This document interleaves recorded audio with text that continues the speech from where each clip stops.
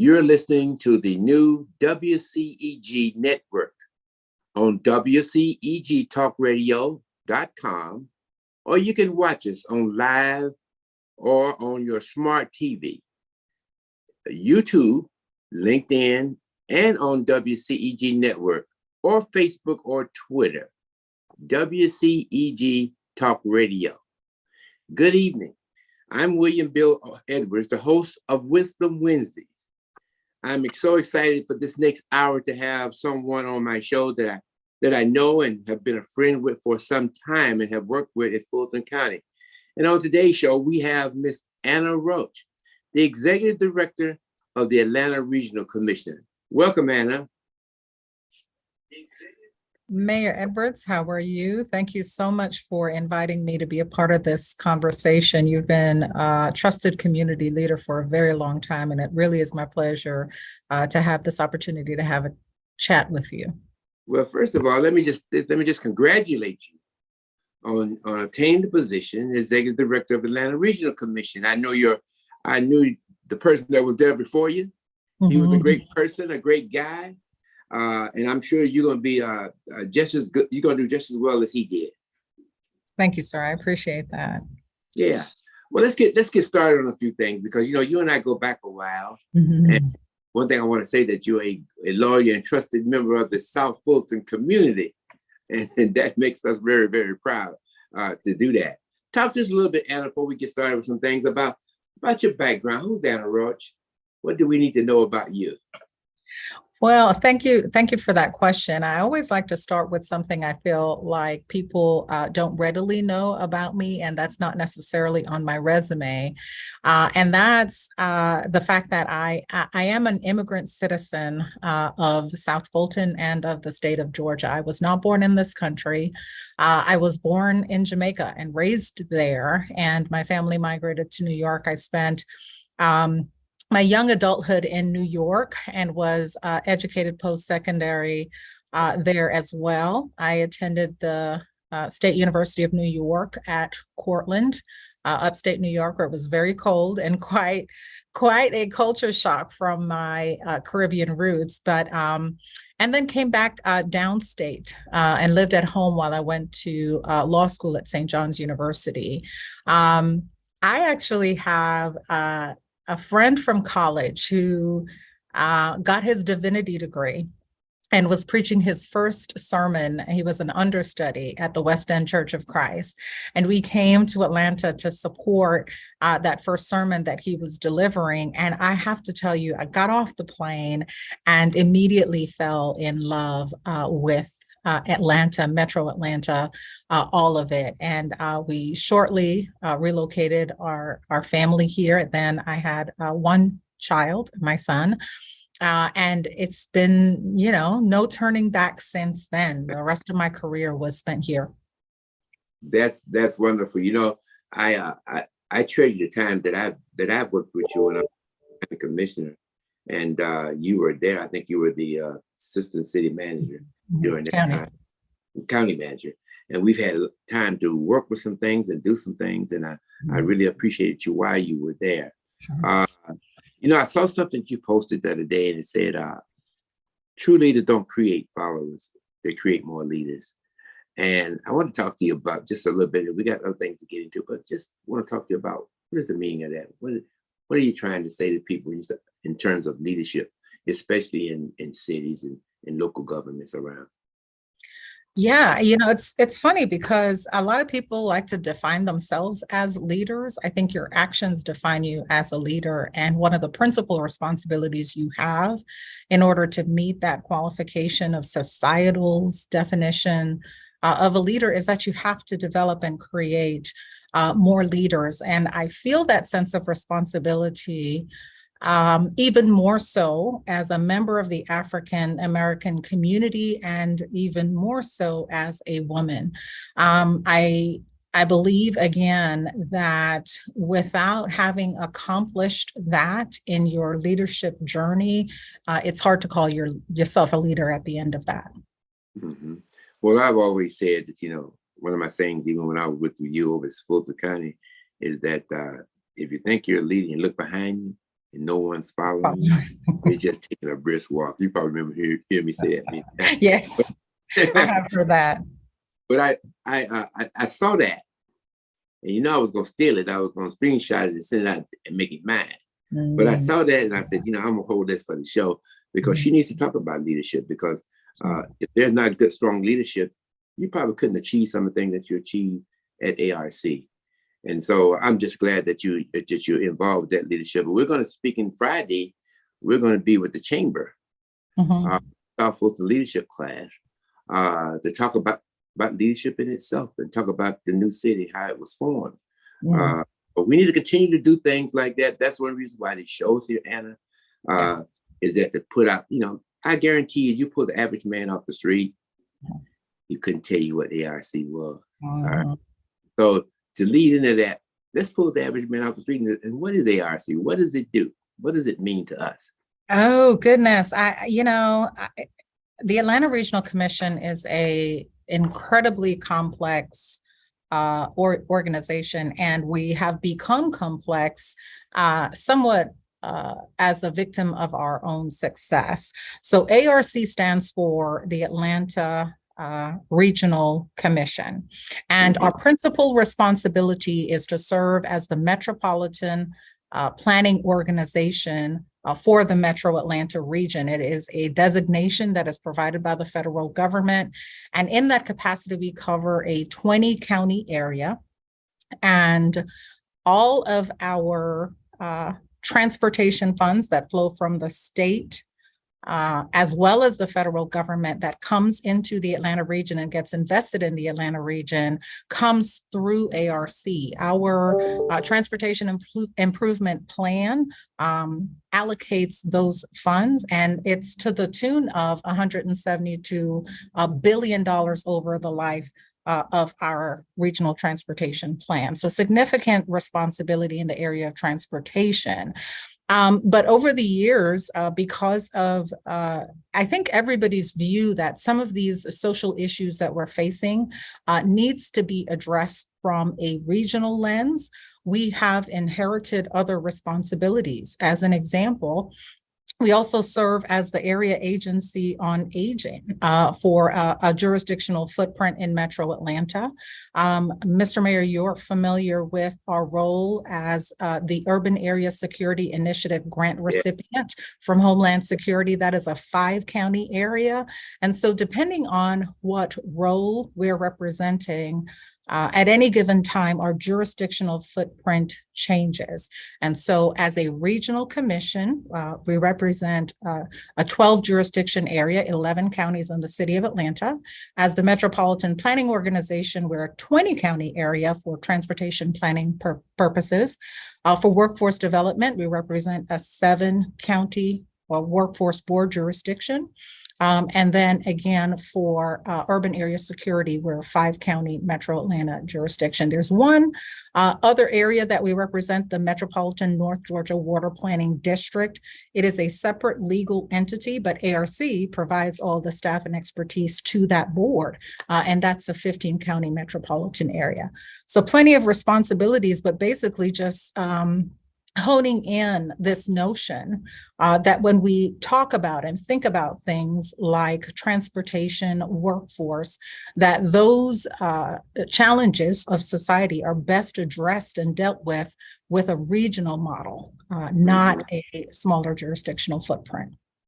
So let's talk about all these billions of dollars I know that you get and projects that go on. There is a responsibility, however, I feel, that when you are partnering on a project in a municipality or wherever else, that there is a participation that also goes along with that particular jurisdiction. Talk to me about that a bit. Yeah, I mean, I think that there are plenty of opportunities to support the work that we do, to collaborate with ARC in our responsibility that we have. I think about our aging responsibility, our area agency on aging role. That agency has a board as well. And there's a formula to membership on that board, but there are opportunities for the community to participate on our aging services board. Our regional commission board, where we represent the state in the development of comprehensive plans for our member jurisdictions, that board is pretty set and doesn't have the opportunity for individual participation, except as our citizen members are appointed by the local chairs. But I will tell you that there is not a comprehensive plan that we develop. There is not an LCI study that we conduct that doesn't have a very robust community engagement component to it. And so if you simply look out for the work that we are doing in collaboration with our cities and counties, there is always a component of a citizen participation through that required engagement that we have to do as a part of our federal responsibilities. So I would encourage everybody to look out for those opportunities for community engagement. So that goes along with, and let me say it another way. If you were to give any city, Jones City, whatever the name is, $1.5 million for a project, one of the things on that project is that they had to participate financially in the project. That's something on most of your project that happens, right? Yeah, with most of the federal funding that passes through our agency, through the Georgia Department of Transportation and the like, require our local governments to have what they call a local match. It's typically 20%. Sometimes it's higher, sometimes it's lower, depending on the funding agency and the project. But yes, the local match is very important. And one of the things that we enjoy doing is working with our local government elected officials to ensure that as they are planning capital budgets for the future, that they set aside a portion of those funds to ensure that they can take advantage of these opportunities as they come up through the year. And if that local match, if that local match is not achieved, I'm sure over a certain period of time, after consulting with the municipality as to what they need to do, what happens to those funds? Yeah, it's a part of the requirement of us committing the funds in the first place. So ARC would not commit federal dollars to a jurisdiction who has not demonstrated the ability to come up with the required federal match. There's just not an alternative way for us to be able to fund that project. And so it's really required, frankly, upfront. And, most people always talk about, I'm going to get in this LCI thing because I want to deal with that for a minute, because a lot of people sometimes have a misconception about what LCI is and how do we get the funding for it. In my career, I've had plenty LCI in nice binders with great pictures on them, that sat on my bookcase. Because they did not, there was no way to which you can fund that LCI. Tell us a little about what LCIs are. How do we get to the point where we actually contribute to them, and how do we get them to the finish line? Thank you so much for that question, because the life cycle of that investment is important. And one of the things that we hate to see as the planning agency is an investment in an LCI study that doesn't ultimately get implemented. So LCI is the Livable Centers Initiative that was established here at the Atlanta Regional Commission. And what we saw was that basically, if you simply infuse transportation funding into roads and bridges, then you're not really building communities. And quite frankly, you're not really giving communities the things that they need to thrive in a comprehensive way. So LCI studies are studies that we fund in order to help communities design livable spaces for their residents. So these are places that you'll walk around anywhere in our region and find. They're typically multi-use areas where you'll see live, work, and play facilities co-located in one area. And believe it or not, we're able to achieve some carbon reduction with those community designs, because the more that you can put people's workplaces near where they live and where they shop and where they eat, then the less they have to get in their car and travel somewhere to do those things. So we work with communities to design livable centers. And then once that plan is developed, it really is up to the community to help us take the next step toward implementation. The Atlanta Regional Commission does award LCI implementation grants, but the onus is not on the Atlanta Regional Commission to move that plan forward. We are there step by step with our local communities, but really and truly, it is our hope that the money is not simply spent on the plan. And to your point, Mr. Mayor, that plan then sits on the shelf. That's the worst outcome from our perspective. And it does influence whether or not that community gets considered for future LCI funding. Well, you know, I'm glad you said that, because a lot of people go to these LCI little workshops because of a specific area, and they get all excited. Oh, we're going to have, this is going to look wonderful. It's going to be great. And they have to know that the study was funded by ARC. Mm-hmm. There is an implementation part of it that has to be funded too. And I'm sure, like you say, the ARC has some place they can get some money, but you don't get overwhelmed with the beautiness of the area, yet you don't have the money to bring the project forward. Absolutely. Sort of the next step in terms of implementation is our transportation improvement plan funding. And that's where we program federal and state dollars for transportation investments in various different categories. Safety category in terms of having the appropriate transportation improvements in place to improve safety across the region. We do have a component of our transportation improvement plan that's very focused on the expansion of our trail network. And then, of course, regular expansion and maintenance of the transportation infrastructure that we have in place as well. But when those calls for projects come up, from the Atlanta Regional Commission, that is the time when communities need to take a look at their budgets and take a look at our program requirements for the TIP, and then make applications for implementation support from the Atlanta Regional Commission. Any request for an allocation of funds that is backed by a previous LCI study is viewed very favorably by the folks that are evaluating projects at the Atlanta Regional Commission. So, but really, again, the point is that communities have to take that initiative. Our role is not to dictate what happens in a community, but really to be there as a partner with local government to make their dreams of community planning come true. Well, I'm glad you said that, because that's very important for people to hear, that what your purpose is. Yes. You're not 100%, know, of what it is. We almost never provide 100% money. That's right.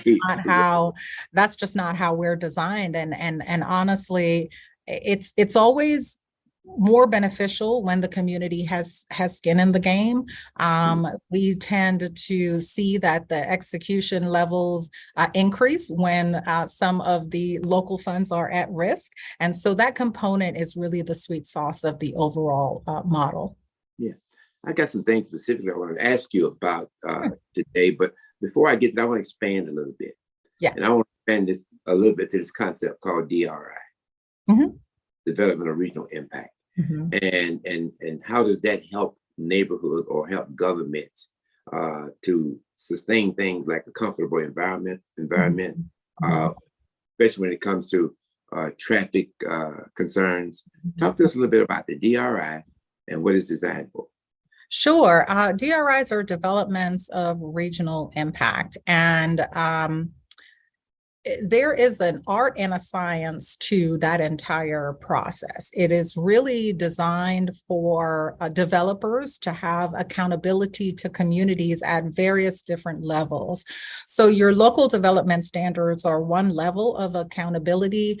Approval of a DRI by the Atlanta Regional Commission really puts this regional lens on the development. In other words, if we zoom out, how is this development in this community going to impact, the neighbors to the north or the neighbors to the south or east or west and the like. And then from a state standpoint, the Greta board also approves DRIs as well. And so if implemented well, I think that what we end up with are quality developments that are located in communities designed to protect communities at the local level, to provide a regional lens using ARC's level of review, and then to have some level of state review through Greta.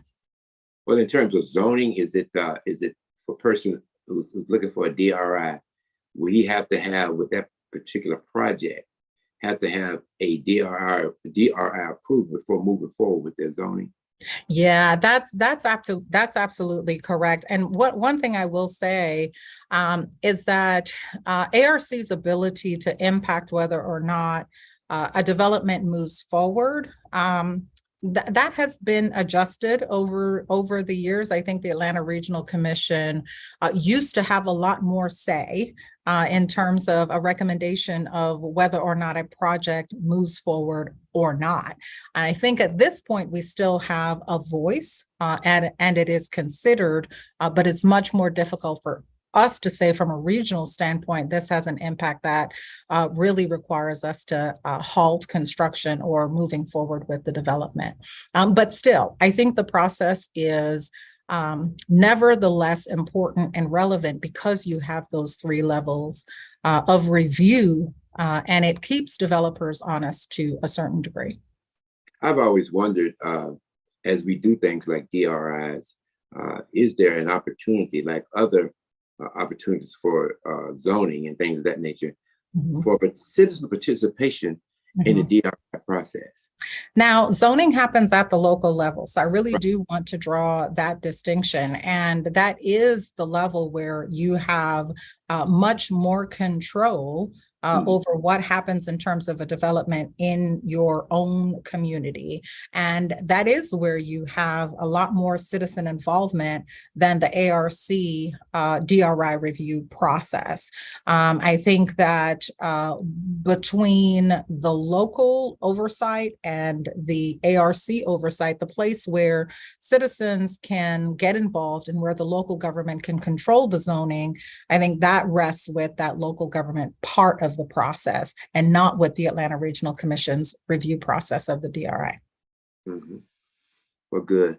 Let's talk about a few projects. I know that you and I was looking at these projects, and I was reminded, that I was a part of these projects when they got started.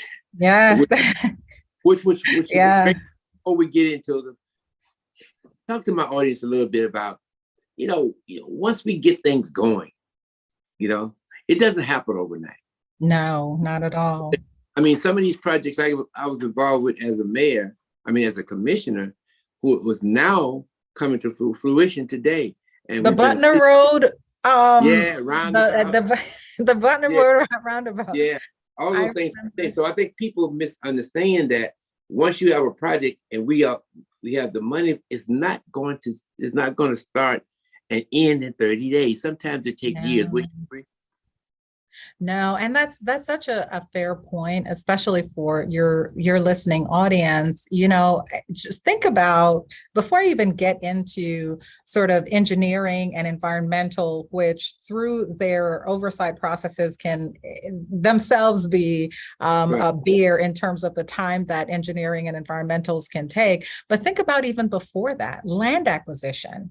Most of these transportation projects in particular, as an example, a sidewalk project, you're talking about multiple landowners who the local government or the Georgia Department of Transportation will have to negotiate with on land acquisition, right? That's a protracted process. Getting, as we talked about before, the local funding in place could also take some time if there's not like a pre-authorized capital budget to be able to support it. And then how all of the funding components come together. Because remember, what you're having here is funding from the federal government paying for a portion of it, the local commitment or match coming in as well, and then whatever ARC is contributing, and then the state may have a portion in that. So you are absolutely right, sir. When we have transportation infrastructure aspirations, they require patience because the time to complete a project from beginning to end could be quite protracted. Right. And also to add to that, there may be some issue with in terms of utilities. Sure. Oh gosh, utilities is another one. Yes. Yeah. Yes. In terms of having to move relocating utility infrastructure to be able to accommodate the development. Yes. Okay. Well, let's talk about some projects that are the issue is sidewalks. And one of them is the New Hope Road sidewalk and pedestrian infrastructure. Tell us where we are on that. And if I can take a moment of personal privilege too, I don't know if your audience knows, actually you said it at the top of it, but this is my community. South Fulton is where I live. It's where I live by choice. I love our community. New Hope Road sidewalks that you mentioned is going to help improve access to Randolph Elementary, to Sandtown Middle School, to Sandtown Park, which we've spent so much in terms of investing the county dollars to update. And, you know, my daughter graduated from Sandtown Middle School and is now at Westlake. So when I look at these projects, you know, I certainly don't use a personal lens in terms of determining allocations, but these are important to me, not just in my role as the executive director, but this is my home. And if you live in Metro Atlanta, I have that in mind for each and every resident of Metro Atlanta as well. These investments are significant. The New Hope Road sidewalk project is, you know, what we'd call pedestrian infrastructure, and ARC has committed federal funds to be able to do that. And as I stated before, it improves access to those two schools as well as Sandtown Park, all of which are located on Campbellton Road. But more importantly, it will connect pedestrians to mass transit that's available on Fulton Industrial Boulevard as well. We anticipate that construction on that project will begin sometime in April of this year. So definitely be looking out for that. And how about the roundabout that's right there as well? That's a part of that whole improvement. Absolutely. And, you know, if you can remember, I mean, how far back did we start this thing? This was ago. Well, I'll say in terms of the timeline, we were talking about this project when I worked for Fulton County, and I'm now at ARC, and we're still working on this project. Yeah, and I keep harking on that, but I think that's very important. The people need to know that, you know, just because we approve something, it may not go at your timeline. Sure. But we'll eventually get there. Well, the next one is we're going to talk to you about is a little bit it's about the Cambridge Bridge upgrade at Cap Creek. The Cochran Road Bridge, Cochran Road Bridge has always been a center of conversation. Where are we now with you guys in terms of that? So I think that construction is going to be authorized for June of 2023 for that particular project. I love this infrastructure project because, you know, bridge replacement is really important for us, in particular in South Fulton. If you look at, you know, the Butner Road Bridge as an example, those bridges are very, very old and very, very narrow, and really were not constructed to support the level of population growth that we have seen in South Fulton as well. The Cochran Road Bridge update, the Cochran Cochrane Road and Camp Creek Parkway is where it's Right. located. That bridge is over 100 years old. It's really, if you look at the state's priority list, it's considered severely deficient. And so it's overdue for improvement. I'm truly excited about this moving forward. And we talked about how narrow the older bridges are.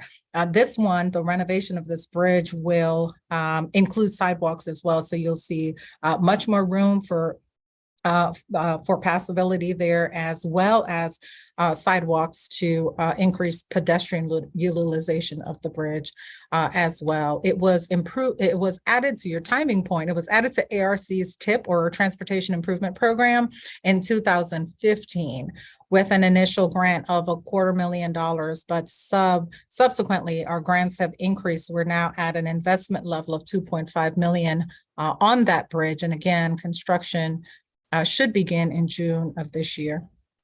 But not to leave anything unsaid, you mentioned TIP a couple of times, the transportation plan. Yes. Tell my viewers a little bit about what that is. How does that process get started on any project you may have? Sure. So if you think about our regional transportation plan, is the very long, multi-decade plan that the Atlanta Regional Commission maintains. It is high level to a certain degree. There's some project specificity within the long-range regional plan, but for the most part, it gives direction of where we want to go in terms of transit improvement and transportation improvements. Well, the Transportation Improvement Program is our annual implementation of the TIP, of the Regional Transportation Plan. So the TIP is what we do to implement our long-range regional transportation plan. It's where we actually allocate resources to projects that are then consistent with this broad high-level plan that we've created. So that's what the TIP is. And we are constantly looking at the TIP. It gets updated multiple times a year, depending on new projects that are authorized. There's also a TIP amendment if we have, as an example, an adjustment to a project. Say the original estimate on the project was $5 million, but due to inflation or any other cost increases, it's now $7.5 million. We then have to rebalance our costs within the TIP. So we have amendments throughout the year to be able to accommodate that. Can you adjust the timeline on a project? For example, if one project is maybe a little bit, it's been there for 2 years, but one may be a little bit more important than the other project, does that kick that project down on the transportation improvement plan? No, by the time you get to a TIP amendment, that is an allocation to that project. I don't know if this is where you're going with this, but we are monitoring the TIP on a pretty tight basis. And so we are looking for these projects to move at the pace that the local government committed for it to move. When we see that the project is not moving at that pace, and I think we did this less in the past, I have asked that we do this more in the future because we're impacting communities that are spending the money on a timely basis. There are plenty of projects, no shortage of projects. So we need communities, if we are awarding these funds, to be able to move forward in a pretty expedient manner and consistent with what they said. So I think you will see the Atlanta Regional Commission become more deliberate about reevaluating allocations when communities are not performing in terms of constructing these projects consistent with the timeline that they provided originally. I noticed that the Cochrane Bridge Road project is authorized for June 2023. Yes. Is that a hard date, or is that a good number? You really anticipating probably starting authorizing construction at that time? Yeah, I mean, we don't build anything at the Atlanta Regional Commission. So when we provide that date, it is consistent with what our communities have told us that they will do. So, I mean, as far as we are concerned, the funding is in place and we expect for this to move forward. I'm glad you said that because, some people, when you say that, And for June 2023, I want to go across that bridge. That's right. Oh gosh, no, that's when we'll be starting. But again, Yeah. we have some really, really hardworking public works departments in our region. And if this does not happen, it will be because there is a project impact at the local level, and we'll be monitoring it. But in terms of accountability to constituents, constituents should feel free to contact their local government if these construction projects are not moving forward in a timely manner. Yeah. The next one I want to talk about has haunted me for years. and the bad thing about it is I worked so hard for it, but people don't truly understand, what it takes to get something done. So talk to us about phase 2 of the Old National Sidewalk project. First of all, phase 1 is going really well. So phase 2 of the project on Old National Parkway is designed to fill the gaps in that sidewalk network on both sides of Old National, not just one, from Flat Shoals Road all the way to Jonesboro Road. This is a big pedestrian safety project for us and for the local government. And, currently, I think we're walking on sort of dirt paths where we have them, but otherwise not a safe way for individuals to walk down that corridor. So I think originally speaking, going back to LCIs and then bringing them to reality, these sidewalks were part of a Livable Centers Initiative study of 2002. And so, yes, implementation has taken quite a while, but again, it's up to the community to help us move these projects forward once we imagine them in an LCI study. So in 2015, there was another $2.2 million grant from the Transportation Improvement Plan, or TIP, and then subsequent grants have gotten this project to the point now where we are ready for construction. So in 2002, when we did the study, did the study include the entire corridor, or did it include just a small portion of it? I'll have to go back and look at that study. I haven't looked at that Old National Corridor study in quite a while, actually, since I've been at Fulton County. But I want to say that it included sidewalk projects, maybe not for the entire Old National Parkway, but for a good portion. So I'll have to go back and look at that. Well, it did. I think it got us a little bit past Flat Shoals when we ran out of funds, and then since then it's been just a plethora of getting people to get the land. We have to deal with the state. You got to deal with utility infrastructure and moving utilities around. So it's been an arduous task, to get it finished. But I didn't want people to feel that we never turned our backs on the Old National Sidewalk project. No, we never did. We were just going through the motions of what we did in phase 1 to get it complete. And phase 1 wasn't easy. No. And that also took a while. It took a very long time to even do phase 1. So if I don't say anything else here tonight, no one gave up on Old National Sidewalk project. Matter of fact, you guys are involved, and cities involved, and everybody's involved in making sure that we make sure that that corridor goes all the way to Jonesboro Road with the sidewalk program. And hopefully when we get sidewalk, that people gonna walk on them. So that's great. Yeah, one other one. I can't let you off the hook. I'll give you one other one. And that is the Fulton Industrial Boulevard intersection and pedestrian improvements. Tell us about that one. Yeah, I like this project because it gives me an opportunity to bring up a point that I don't think either of us have brought up before. These construction projects are typically a partnership between the Georgia Department of Transportation, ARC, and the local government.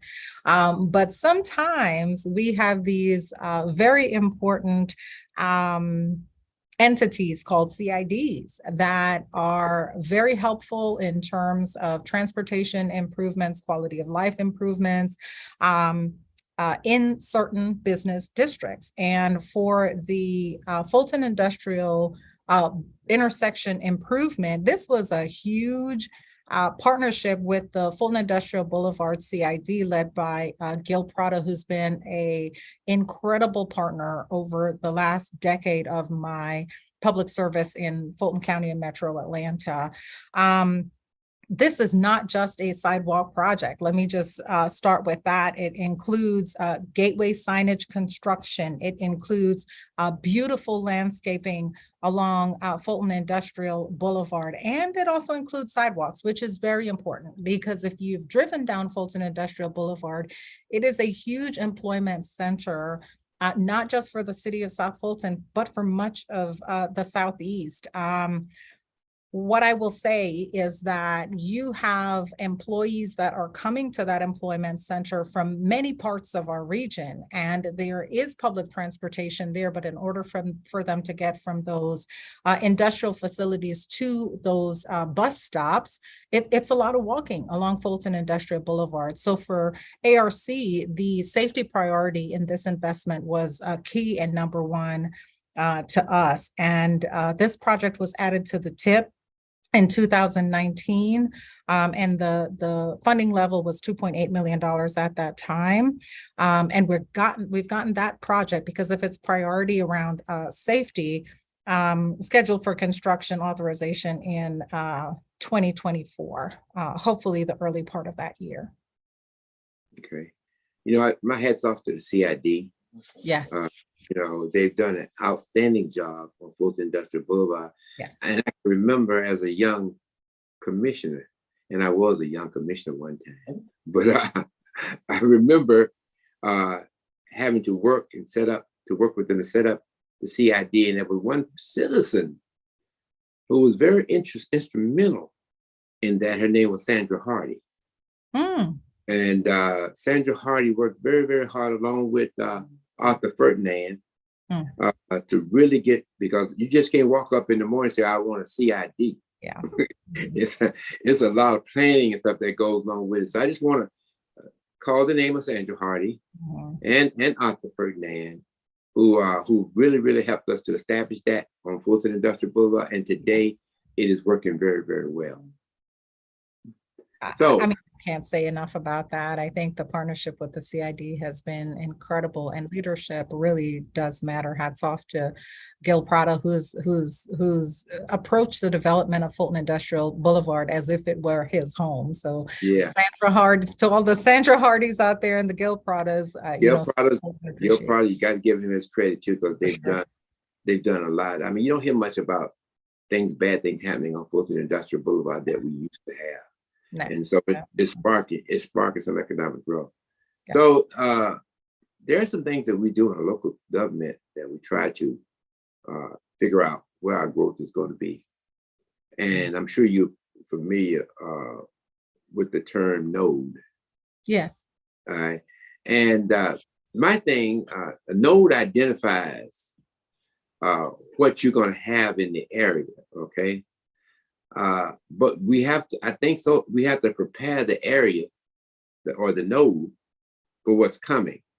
Do y'all give any input, or if there's anything that the city can task you with in terms of information that would enhance their transportation system or the sewer delivery or things of that nature for a node?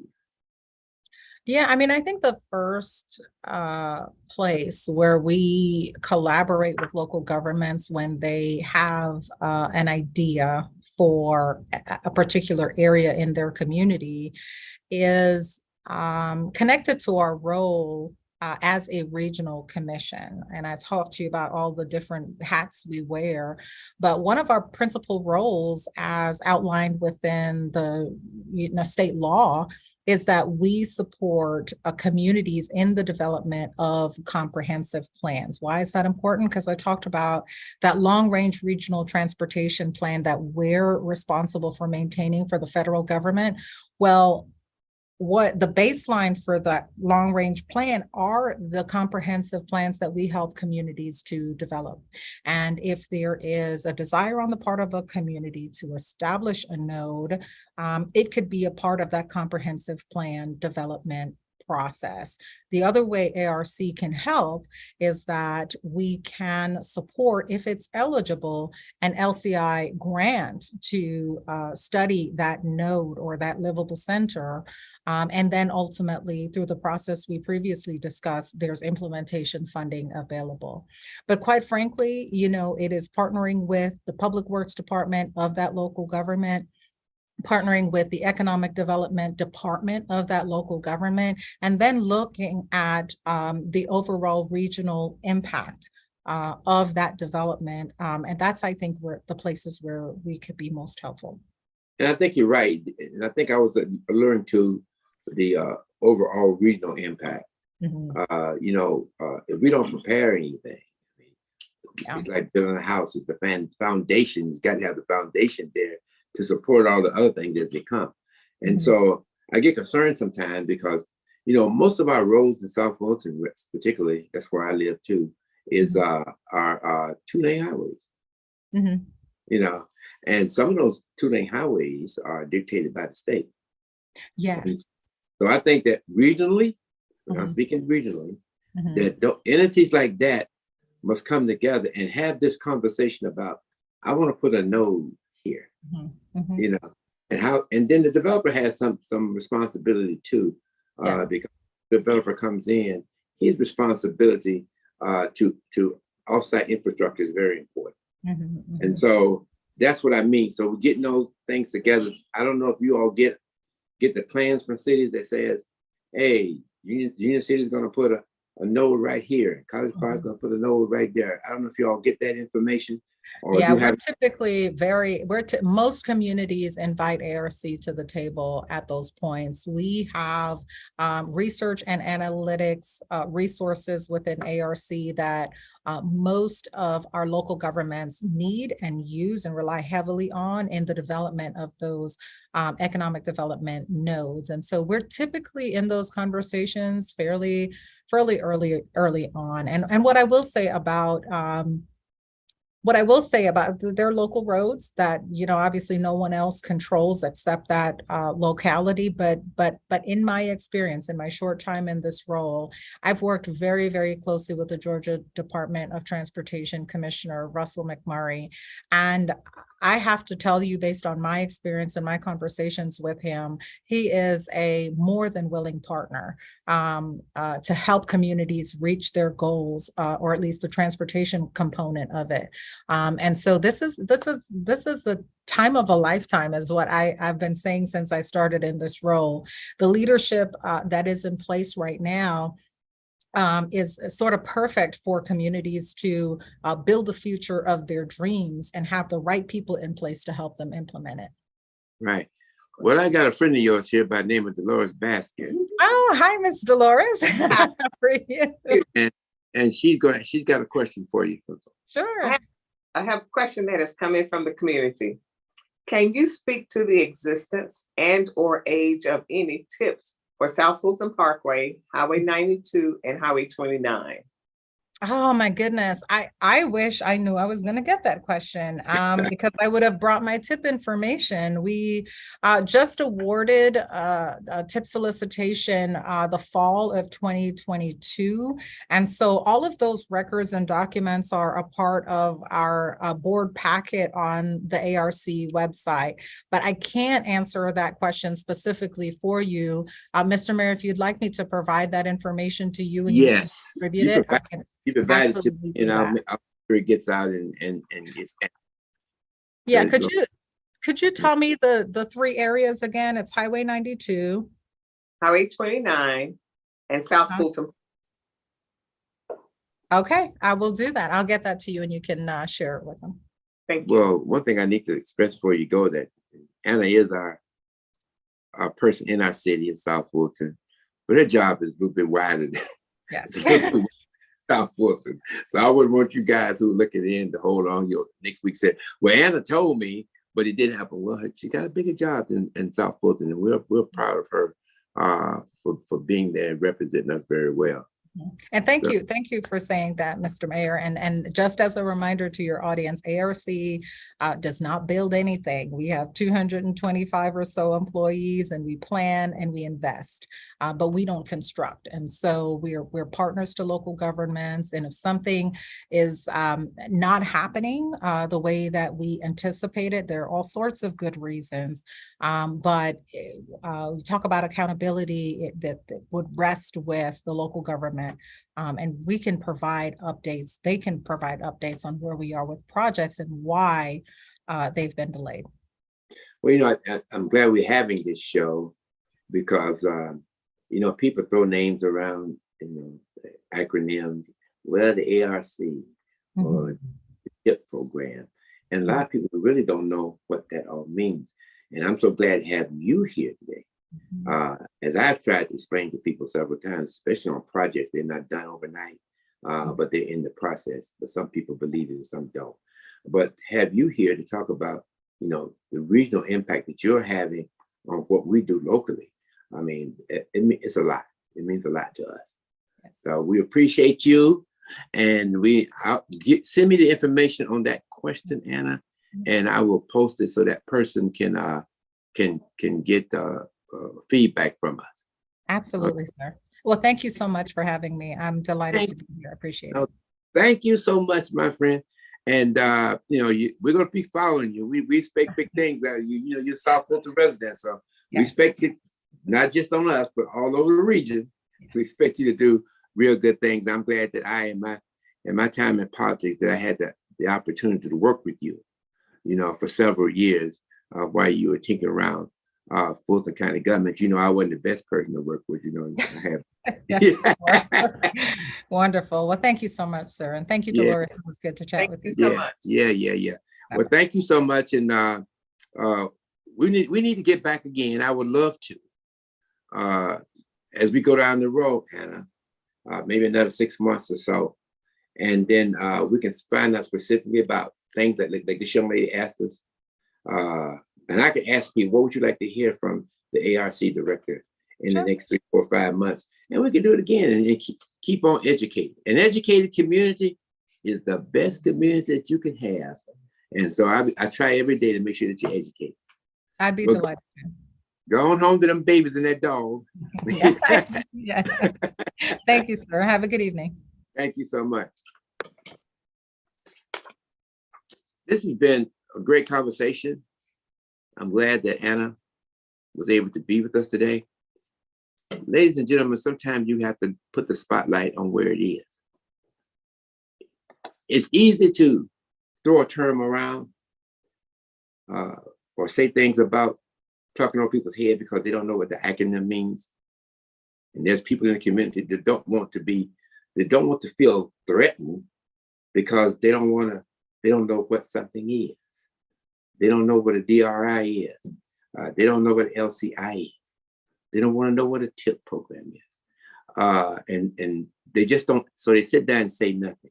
So one thing we do on this show, and we try to achieve on this show, is to educate people about the things that they need to be educated about so they can intelligently, as they face the crisis of bringing economic development to our city or any city, crisis of how government works, that you can get a ground